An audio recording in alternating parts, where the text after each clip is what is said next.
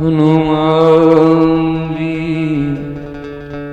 મહારાજ કી.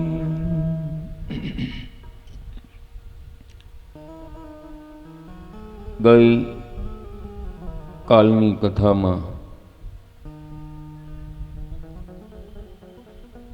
ભગવાન શ્રી કૃષ્ણ મથુરા પધાર્યા.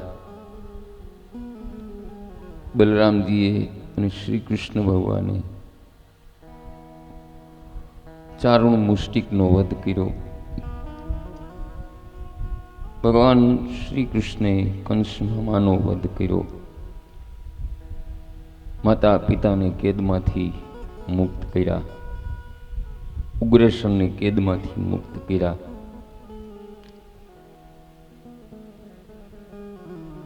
પછી શ્રી કૃષ્ણ ગુરુકુળમાં વિદ્યા અભ્યાસ અર્થે ગયા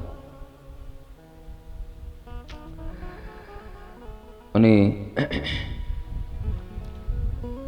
ઉદ્ધવજીને જ્ઞાનનું અભિમાન હતું. એ પણ ભગવાને યુક્તિથી ગોકુળ મોકલા અને જ્ઞાન અભિમાન ઉદ્ધવજીનું ઓગળી ગયું. યાદ રાખજો, પ્રેમ ભક્તિ જ સાથ આપે છે. કેવલ જ્ઞાન હશે ને તો સાથ નહીં આપે. જ્ઞાનની હારે પ્રેમ જરૂરી છે. સર્વે જીવોને પ્રેમ કરો તેમજ ભગવાનને પ્રેમ કરો. પછી મુંજકુંડ ઋષિનું ભગવાને કલ્યાણ કર્યું. જરાસનનો 18 વખત 18મી વાર કાલિયવંશ સાથે યુદ્ધ કરવા દ્વારકા પધારેલો. કાલિયવનનો ભગવાન શ્રી કૃષ્ણે યુક્તિથી વધ કર્યો. ત્યારબાદ રુક્ષ્મણીજા વિવાહનું દર્શન જોયું. 7 શ્લોકનો પત્ર રુક્ષ્મણીજીએ શ્રી કૃષ્ણ ભગવાન ઉપર લખેલો. એ પત્ર લઈ સુદેવ બ્રાહ્મણ દ્વારકા આવે. ભગવાન પત્ર વાંચે છે. પત્ર વાંચી અને ભગવાન અમરાવતી નગરીમાં પધારે. ત્યાં રુક્ષ્મણીજી પાર્વતીજીના મંદિરે આવ્યા. માં જગદંબા પાર્વતીની પૂજા કરી. શ્રી કૃષ્ણે રુક્ષ્મણીજીનું હરણ કર્યું. પછી બલરામ, કૃષ્ણ અને રુક્ષ્મણીજી દ્વારકામાં પધારે. ભગવાન શ્રી કૃષ્ણ ઉદ્ધવજીને પત્ર લખી અને ગોકુળ મોકલે અને ઉદ્ધવજી પત્ર લઈને આવ્યા એટલે યશોદાજી અને નંદબાબા ગભરાણા કે મારા કનૈયાને તો કાંઈ નહીં થયું હોય. પત્ર વાંચીને યશોદામાં અને નંદબાબા ખૂબ આનંદ પામ્યા. પત્રમાં લખેલું હતું શ્રી કૃષ્ણએ કે માં યશોદા, જ્યાં સુધી તું દ્વારકા નહીં આવે ત્યાં સુધી તારો કનૈયો કુંવારો રહેશે. યશોદાએ હામો પત્ર લખ્યો. ઉદ્ધવજી પત્ર લઈને આવ્યા. પત્રમાં યશોદા અને નંદબાબાએ લખેલું કે મારો કનૈયો જ્યાં સુધી તેડવા નથી આવતો ગોકુળ અમને, ત્યાં સુધી અમે દ્વારકા નહીં આવી. કનૈયાના લગ્નના દિવસે આખા ગોકુળને અમે જમાડશું. પત્ર વાંચીને ભગવાન સમજી ગયા. પછી ભગવાન દ્વારકા બલરામજીને કહે કે હાલો, માં આપને યાદ કરે છે. બંને ભાઈઓ ગોકુળ આવ્યા છે. માં યશોદાએ બહેનો ભાઈઓ બંને ભાઈઓનું સ્વાગત કર્યું. નજર ઉતારી, દુખણા લીધા અને શ્રી કૃષ્ણ કહે, માં હું તને તેડવા આવ્યો છું. માં જ્યાં સુધી તું દ્વારકા નહીં આવે ત્યાં સુધી તારો કનૈયો કુંવારો રહેશે. બહેનો ભાઈઓ, દ્વારકાની અતિ સંપત્તિમાં પણ મારો શ્રી કૃષ્ણ વ્રજવાસીઓના પ્રેમને ભૂલ્યા નથી. યશોદામાના પ્રેમને નથી ભૂલ્યા, નંદબાબાના પ્રેમને નથી ભૂલ્યા. પછી નંદબાબા અને યશોદાજી અને વ્રજવાસીઓ અને ગોપીઓને લઈ શ્રી કૃષ્ણ દ્વારકા પધારે. દ્વારકા પાસે ગોપી તળાવ પાસે ગોપીઓએ મુકામ કર્યો. શ્રી મહાપ્રભુજીએ ત્યાં ભાગવતનો પાઠ કર્યો. ભગવાનનું લગ્ન માધવપુરમાં થયું. વસંત પંચમીના દિવસે ભીષ્મક રાજા પણ ત્યાં આવ્યા. નારદજીએ માગસર મહિનામાં ભગવાનના લગ્નનું મુહૂર્ત કાઢ્યું વસંત પંચમીના દિવસે. પછી રૂક્ષ્મણી સાથે શ્રી કૃષ્ણના વિવાહ થયા. માધવપુરમાં બહેનો ભાઈઓ સાથે રૂક્ષ્મણીજી બિરાજે છે. કારણ કે દુર્વાસાના શ્રાપના કારણે દ્વારકામાં કૃષ્ણ અને રૂક્ષ્મણી સાથે બિરાજતા નથી. પછી પરમાત્મા સોનાના સિંહાસન ઉપર બિરાજ્યા. માધુક વિધિ કરી રૂક્ષ્મણીજીને માયરામાં પધાર્યા. બ્રાહ્મણો સ્તુતિ અને વંદના કરે છે અને જયકાર કર્યો. ગોપીઓ કહે છે કે અમે લક્ષ્મી નારાયણના દર્શન કરીશું. બોલો લક્ષ્મી નારાયણ ભગવાનની. શ્રી કૃષ્ણ સાથે રૂક્ષ્મણીજીના દર્શન કરતા ગોપીઓને અતિ આનંદ થયો. ગોપીઓ ભગવાનનું ધ્યાન કરતી કરતી ગોપીઓ પરમાત્માના ચરણોમાં લીન થઈ. ગોપીઓના શ્રી અંગની માટી થઈ. તે ગોપી ચંદન બન્યું. રૂક્ષ્મણીજી જ્યારથી દ્વારકામાં પધાર્યા ત્યારથી દ્વારકાની શોભા બહુ વધી ગઈ. વૈષ્ણવો કહે કે આ લક્ષ્મી નારાયણના અમે દર્શન કરીશું. શ્રી કૃષ્ણ આદિ નારાયણ અને રૂક્ષ્મણીજી સાક્ષાત લક્ષ્મી. બહેનો ભાઈઓ, ભાગવતમાં એવો ઉલ્લેખ છે કે રૂક્ષ્મણીજીને જીવનમાં ક્યારેય ક્રોધ આવ્યો નથી. જ્યારે ભગવાન શ્રી કૃષ્ણને કોઈ વાર પણ ક્રોધ આવી જાય. હું કામ ક્રોધ આવે? એનું કારણ બહેનો ભાઈઓ, ભગવાન કૃપા કરીને મનુષ્યને ભક્તિ કરવા સુખ આપે, બધી પ્રકારની અનુકૂળતા કરી આપે. ભગવાન એમ માને કે આથી મનુષ્ય વધારે ભક્તિ કરશે. પરંતુ આ જીવને જેમ જેમ વધારે સુખ અને અનુકૂળતા મળે તેમ તેમ તે વધારે સુખ ભોગવે અને પાપ કરે. ત્યારે મારા ઈશ્વરને ખોટું લાગે અને તેથી કોઈ વાર ભગવાન ક્રોધ આવે અને તે જીવને સજા કરે. હવે આવા સમયે બહેનો ભાઈઓ, રૂક્ષ્મણીજી ભગવાનને સમજાવે કે આ જીવ તો લાયક નથી, પણ તમે લાયક છો. જો તમે સજા કરશો તો આ સ્ત્રી પુરુષ ક્યાં જશે? મને એમની દયા આવે છે. આમ જગત માતા હોવાથી રૂક્ષ્મણીજીને સર્વેની દયા આવી. યાદ રાખજો બહેનો ભાઈઓ, લક્ષ્મીજીને ઘરમાં માતા તરીકે પધરાવશો તો તમને સુખી કરશે. જો લક્ષ્મીજીના ધણી થવા જશો તો લક્ષ્મીજી લાત મારશે.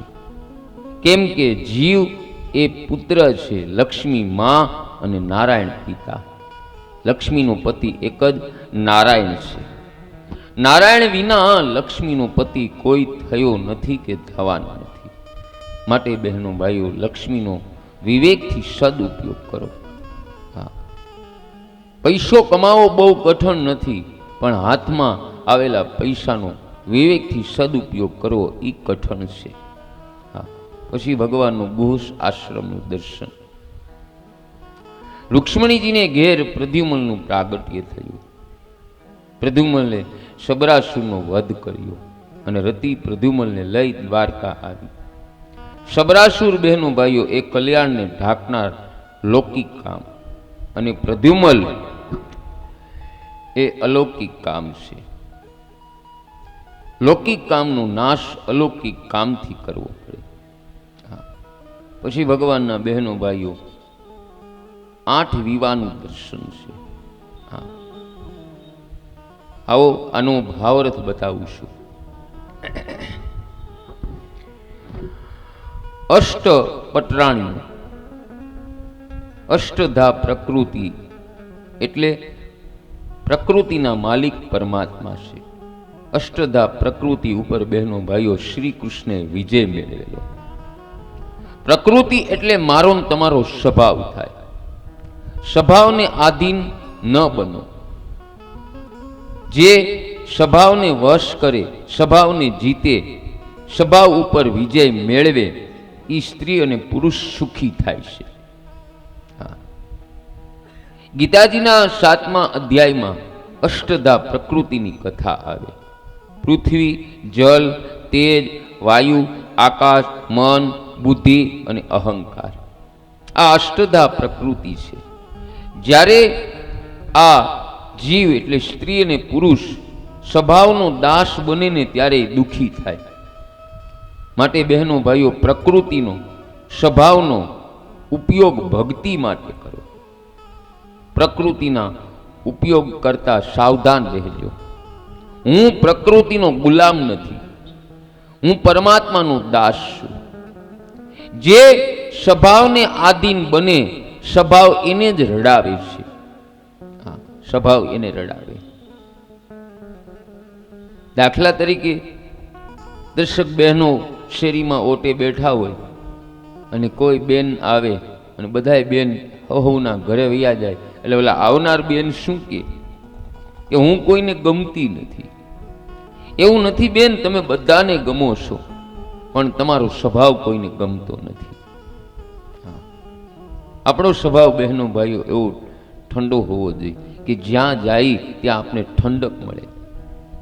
આપણે 2-4 દિવસ શેરીમાંથી બહાર ગામ ગયા હોય તો શેરીના લોકો આડોશી પાડોશી એમ કે ફલાણા બેન ક્યારે આવશે, ફલાણા ભાઈ ક્યારે આવશે. આપણા વગર એને ચેન ન પડે, આપણા વગર એક દી એને રોટલો ગળે ન ઉતરે, એવો આપણો સ્વભાવ હોવો જોઈએ. હવે આપણે 1.5 મહિનાની જાત્રામાં ગયા હોય અને આડોશી પાડોશી એમ કે હમણાં હે ભગવાન ન આવે તો સારું, 5 મહિના હજી લાંબી જાત્રા હાલે તો સારું, તો માનવાનું કે આપણા સ્વભાવમાં કાંઈક વાંધો છે. માટે સ્વભાવને સુધારવાની જરૂર છે. માનવના દુઃખનું કારણ એનો સ્વભાવ છે. માનવ અનેક વાર પોતાના દોષ સમજે છે. એને ખબર છે કે મારો સ્વભાવ આવો છે એટલે હું એકલો પડી ગયો છું, એટલે હું એકલી પડી ગઈશ. અને જેનો બહુ અભિમાની સ્વભાવ હશે પછી એકલા પડી જાય છે. હા, એમ કે મારું જગતમાં કોઈ નથી, જગતમાં બધાય ના છે, પણ તમારો સ્વભાવ એવો છે ને એટલે તમારે યારે કોઈ બેહવા તૈયાર નથી. સ્વભાવ માટે બહેનો ભાઈઓ ઠંડો રાખો. જ્યાં જાઓ ત્યાં તમને ઠંડક મળે એવો સ્વભાવ રાખો.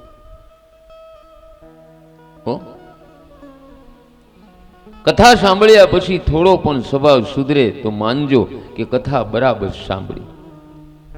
કથા સાંભળ્યા પછી પાપ છોડવાની ઈચ્છા ન થાય, નિંદા છોડવાની ઈચ્છા ન થાય, ઈર્ષા છોડવાની ઈચ્છા ન થાય, બહુ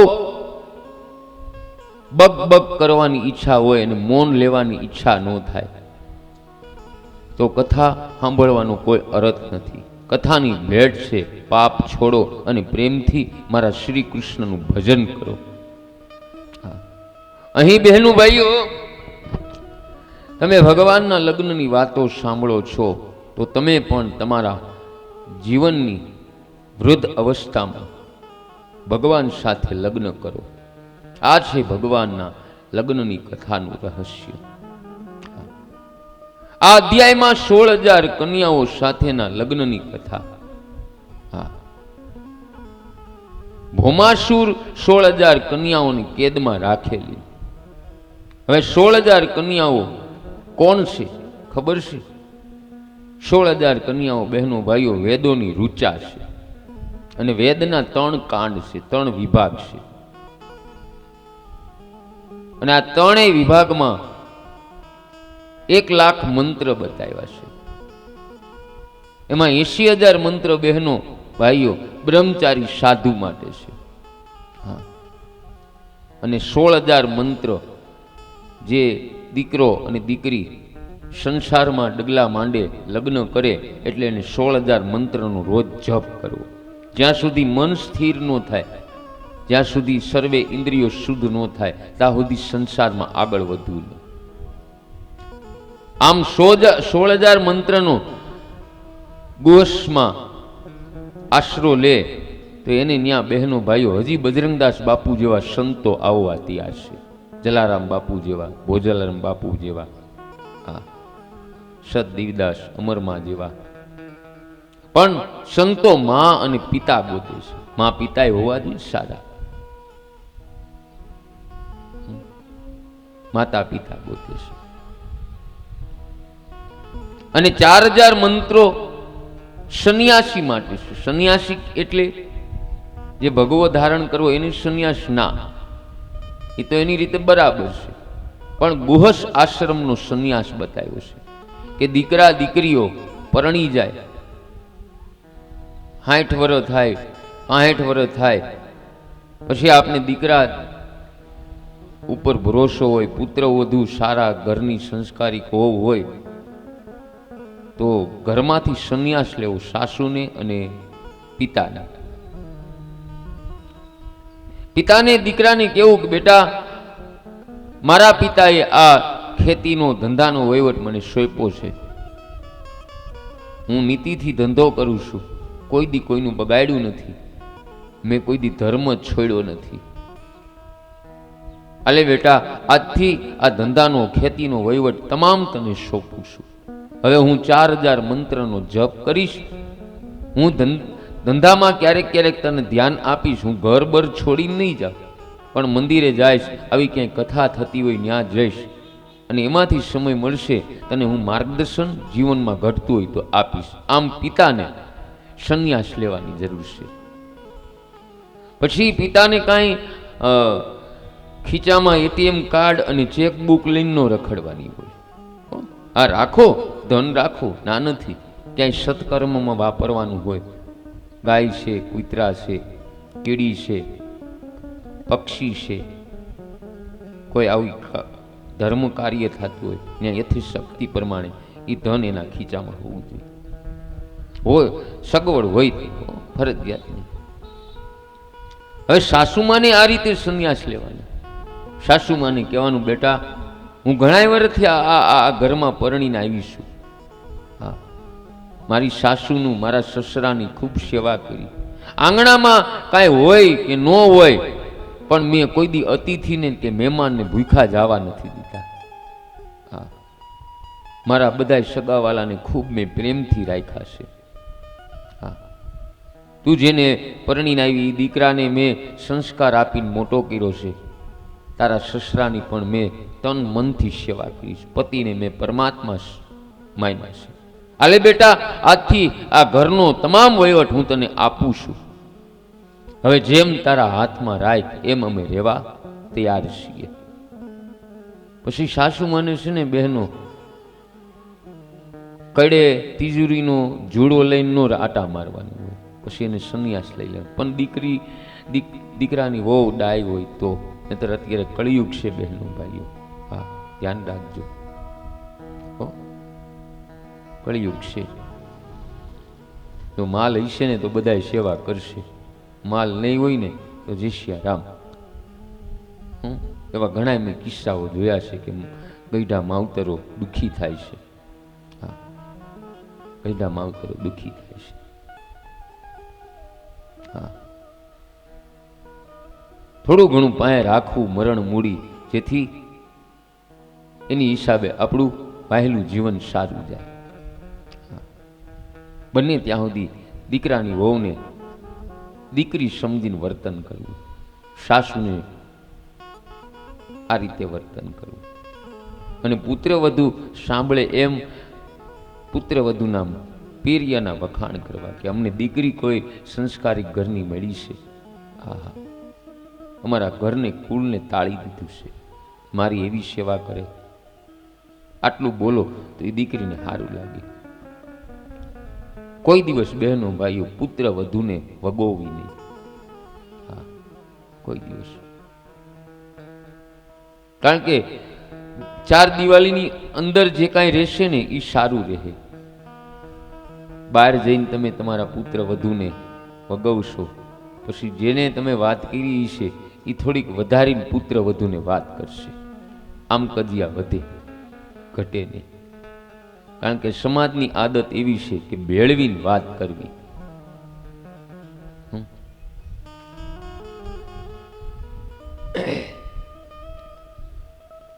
ભેળવીને વાત કરવી. માટે બહેનો ભાઈઓ, સંપીને રહેવું. આપણે પણ સાસુમાને એ યાદ રાખો કે મારી દીકરી છે, મારી દીકરી સાસરે ગઈ છે, હું જેમ મારી પુત્ર વધુને રાખીશ એમ મારી દીકરીને પણ એના સસરા પક્ષના રાખશે.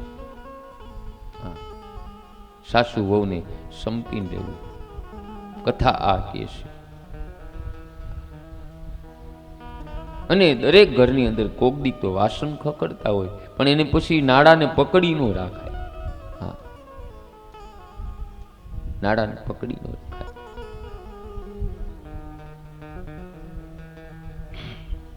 બાપ દીકરો હોલમાં બેઠા હતા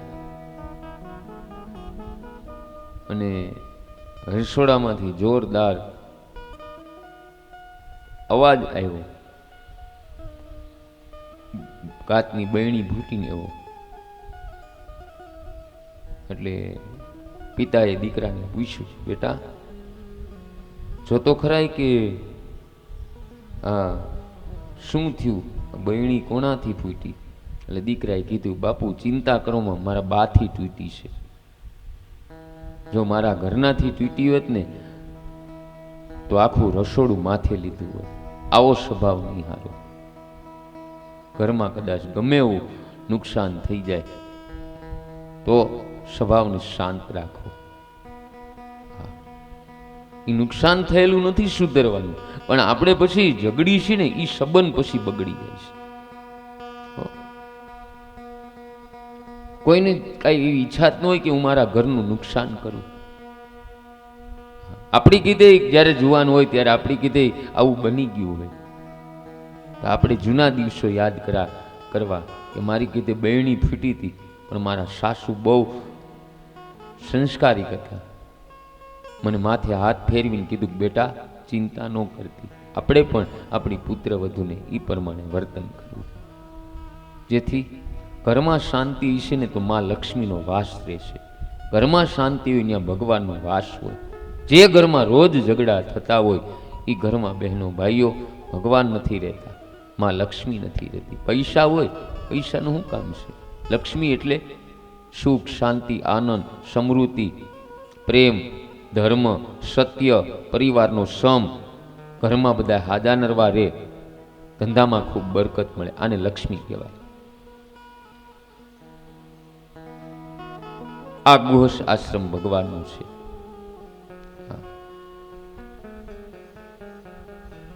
આ 16,000 કન્યાની લગ્નની વાતો છે. પણ સાધારણ મનુષ્ય પ્રવૃત્તિ છોડે તો આખો દિવસ ભક્તિ કરી શકતો નથી, અને ભક્તિ ન કરે તો મન પાપ કરશે.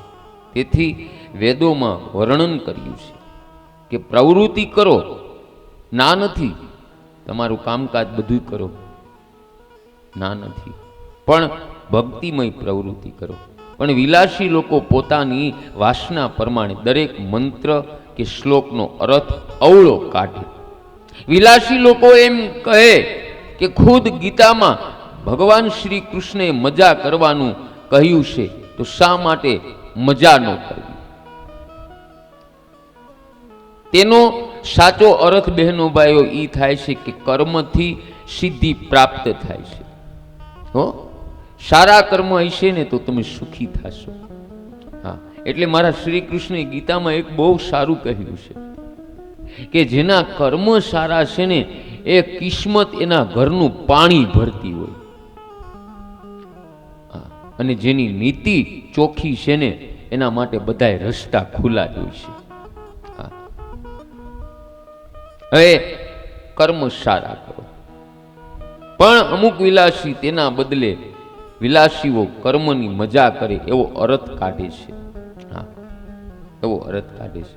હવે ભૌમાસુરની દાનત બહેનો ભાઈઓ બગડેલી તે રાજકન્યાને કેદમાં રાખેલી.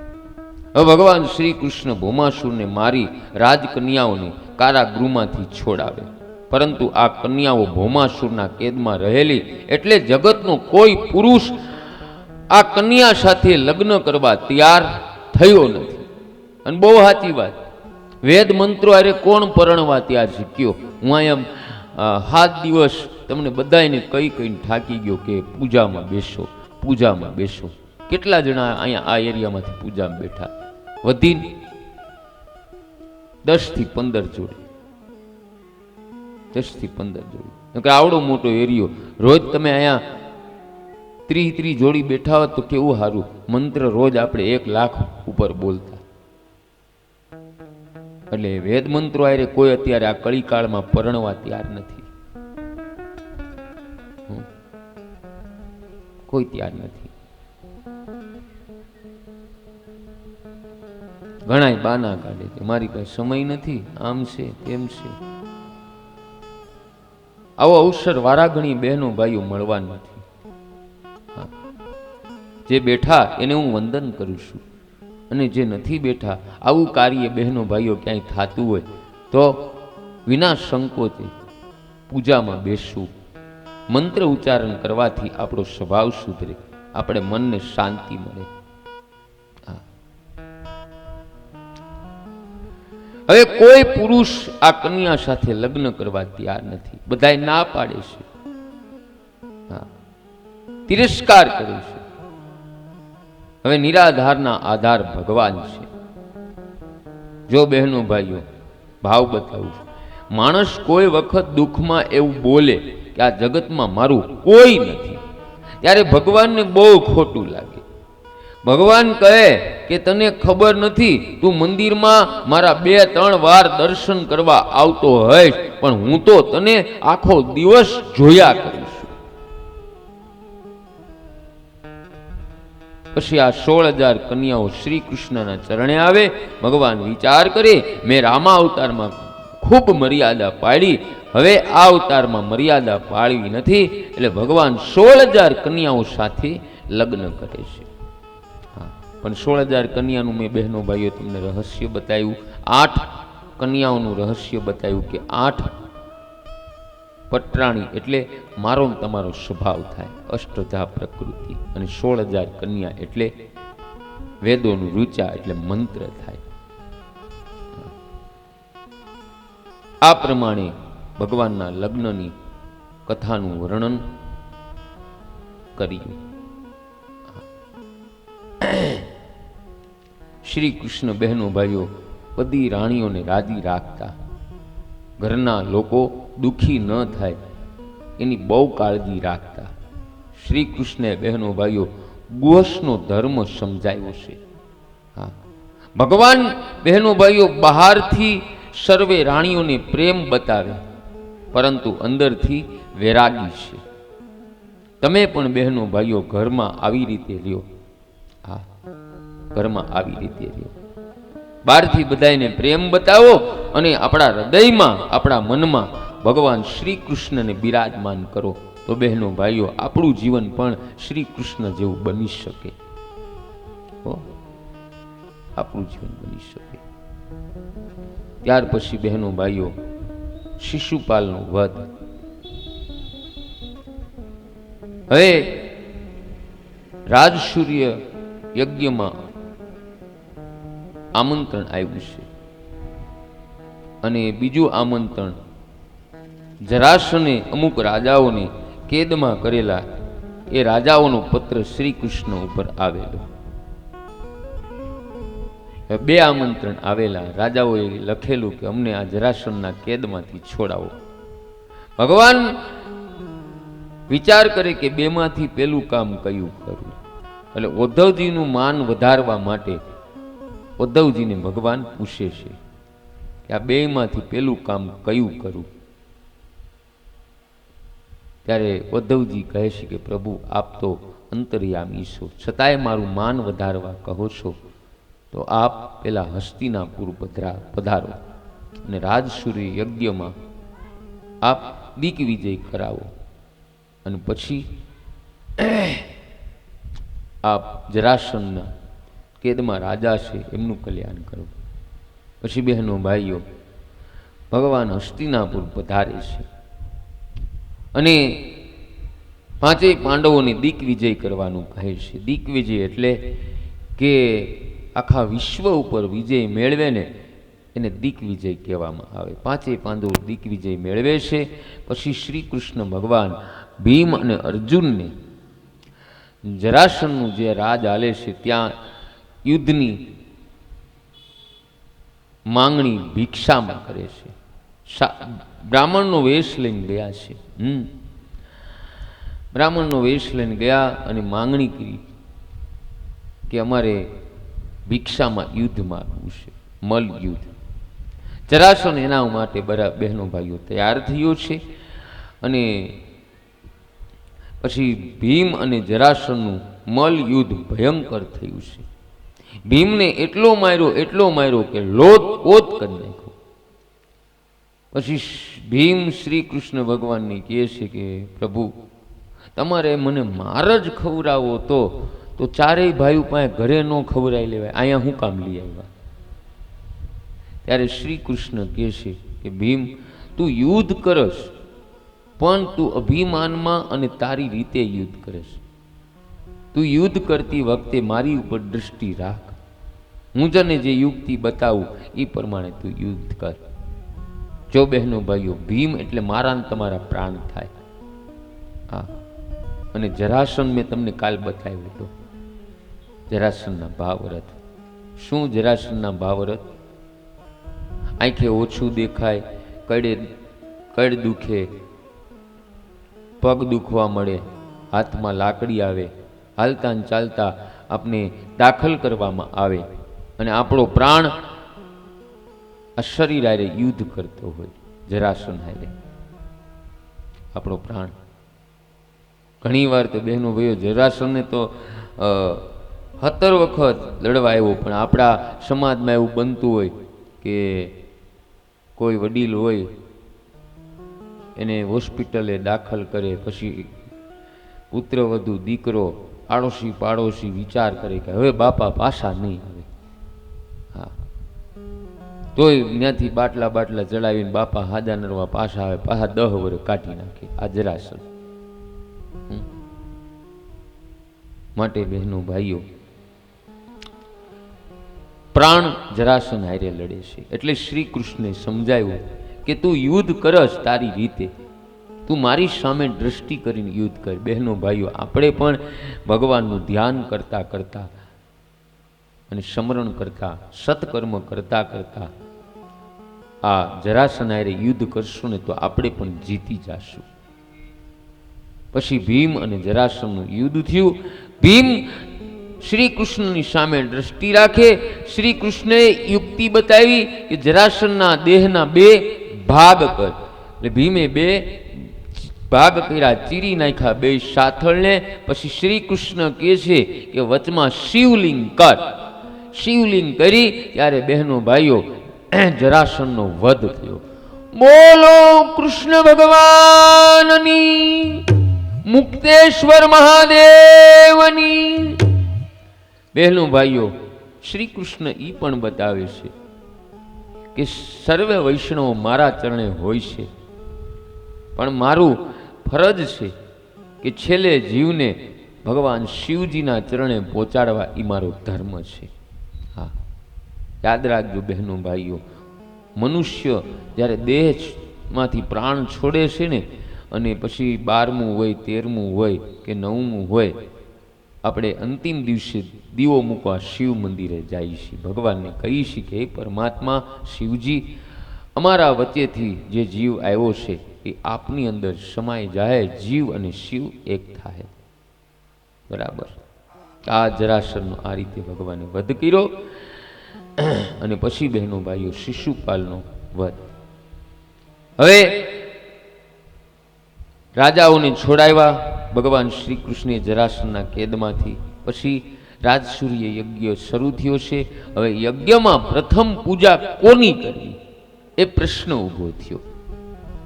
ત્યારે યુધિષ્ઠિર કહે કે પ્રથમ પૂજા શ્રી કૃષ્ણની કરી. ત્યારે શિશુપાલ બહેનો ભાઈઓ વિરોધ કરે છે અને શિશુપાલ ભગવાન શ્રી કૃષ્ણને ગેરશબ્દ દેવા લાગે છે.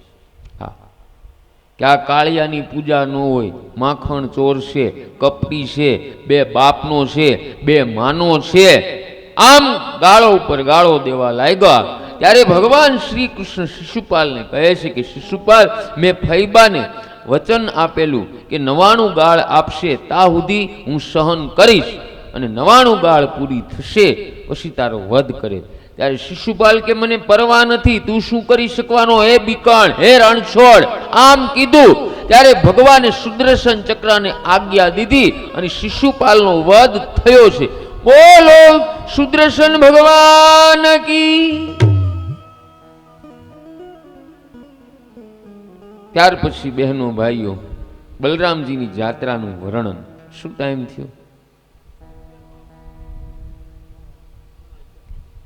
પૂણા 11. આપણે 5 મિનિટનો વિરામ દઈ, પછી વિરામ પછી જેટલું કથાનું દર્શન થશે એટલું કરશું. કારણ કે આજ સવારે લાઇટ નહોતી એટલે કથા થોડીક મોડી શરૂ થઈ. અને તમે બધા એટલા બધા સુખિયા છો કે જ્યાં સુધી માયકનો અવાજ ન આવ્યો ત્યાં સુધી તો કોઈ ફરકું નહીં. 2 માળી આવી ગયા, એક ઓલા દીવાવાળા અને એક આ માળી. 105 વર્ષના છે, હજી આમ જો ખડે ધડે છે, હજી 205 વર્ષના થાવ. જીવો જાવું છે સારું. આવા તડકાના ન જતા અત્યારે, પછી અમારે ત્યાં હો વરસાદ પડે પછી જાય.